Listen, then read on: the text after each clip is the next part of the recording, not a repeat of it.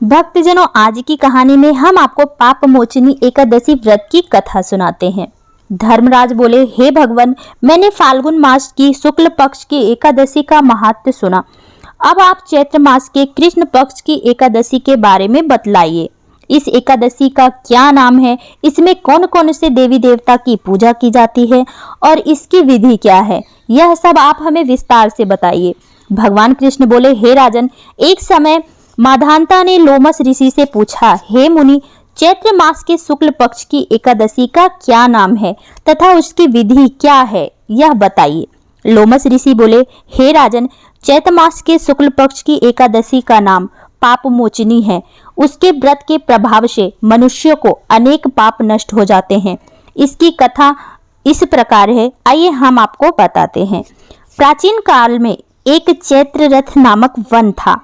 उसमें अप्सराएं वास करती थीं। वहां हर समय बसंत रहता था, अर्थात उस जगह सदैव प्रत्येक तरह के पुष्प खिले रहते थे। दोस्तों, उस जगह गंधर्व कन्याएं विवाह किया करती थीं। उस वन में इंद्र अन्य देवताओं के साथ क्रीड़ा करता था। उस वन में एक मेधावी नामक मुनि तपस्या करते थे। एक दिन मंजू घोषी नामक एक अप्सरा उनको मोहित करने के लिए सितार बजाकर मधुर गान करने लगी। उस समय शिव के शत्रु कामदेव भी शिव भक्त मेधावी मुनि को जीतने के लिए तैयार हुए। भक्तजनों, कामदेव ने उस सुंदर अप्सरा के भ्रुक धनुष बनाया, कटाक्ष को उसकी प्रत्यक्ष बनाई, उसके नेत्रों को उसके धनुष बनाया और कुचों को कुरी बनाया। उस मंजू घोषी अप्सरा को सेनापति बनाया।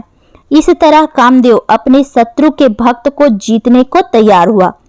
दोस्तों, उस समय मेधावी मुनि को युवा तथा हष्ट पुष्ट थे। उन्होंने यज्ञोपवीत्र तथा दंड धारण कर रखा था। वह दूसरे कामदेव के समान शोभा पाते थे। उस मुनि को देख वे कामदेव के वश में हुई मधुघोषी ने धीरे धीरे मधुर वाणी में वीणा बजाना शुरू कर दिया। मेधावी मुनि उस मधुर गाने पर तथा उसके सौंदर्य पर मोहित हो गए। वह अप्सरा उस मुनि को कामदेव से पीड़ित जानकर उनसे आलिंगन करने लगी। वह मुनि उसके सौंदर्य पर मोहित होकर शिव रहस्य को ही भूल गए और काम के वशीभूत होकर उसके साथ रमण करने लगे। उस मुनि को काम के वशीभूत होने के कारण उस समय दिन रात का कुछ भी ध्यान न रहा और बहुत समय तक रमण करते रहे। एक दिन मंजू घोषी उस मुनि से बोली, हे मुनि, अब मुझे बहुत समय हो गया, स्वर्ग जाने की आज्ञा दीजिए। अप्सरा के ऐसे वचन सुनकर मुनि बोले, हे सुंदरी, तू तो आज इसी संध्या को आई है, अभी प्रातः काल तक ठहरो। मुनि के ऐसे वचन सुनकर अप्सरा उनके साथ रमण करने लगी और बहुत समय बीत गया।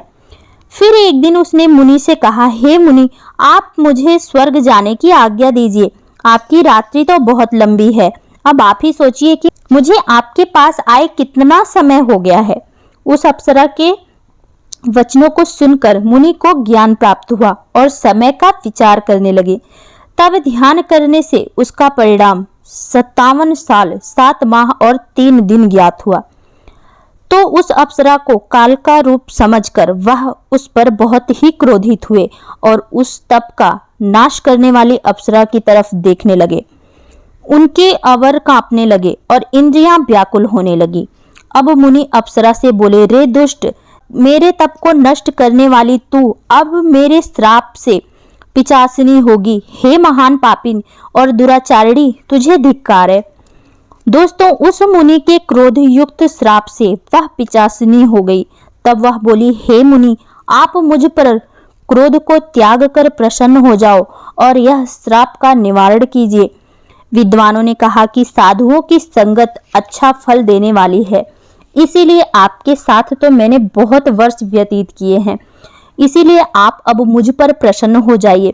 तब मुनि को कुछ शांति मिली और उस पिशाचिनी से बोले, रे दुष्ट, तूने मेरा बड़ा बुरा किया है, परंतु फिर भी मैं श्राप से छुटकारा पाने का तुम्हें उपाय बतलाता हूँ। चैत्र मास के कृष्ण पक्ष की जो एकादशी आएगी उसका नाम पापमोचनी एकादशी होगा। पापमोचनी एकादशी का व्रत करने से तू पिचासिनी की देह से छूट जाएगी। इस प्रकार मुनि ने उसको समस्त विधि बतला दी और अपने पापों के प्रायश्चित के लिए अपने पिता च्वेन ऋषि के पास गए। भक्तजनों, च्वेन ऋषि अपने पुत्र मेधावी को देखकर बोले, रे पुत्र, यह तूने क्या किया? तेरे समस्त तप नष्ट हो गए। मेधावी बोले, हे पिताजी, मैंने बहुत बड़ा पाप किया है, आप उससे छूटने का कुछ उपाय बतलाइए।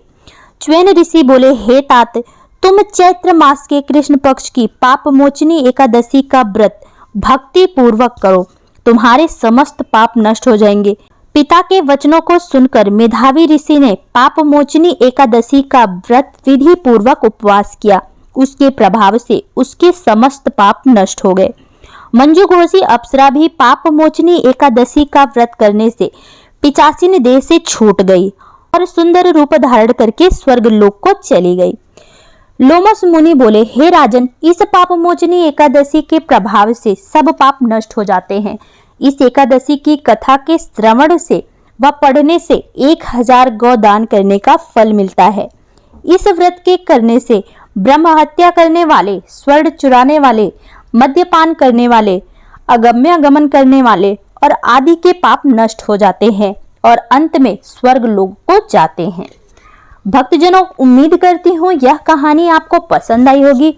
अगर कहानी पसंद आई है तो वीडियो को लाइक करिएगा, चैनल को सब्सक्राइब करिएगा। मिलते हैं कुछ अगली कहानियों के साथ, तब तक के लिए राधे राधे, नमस्कार।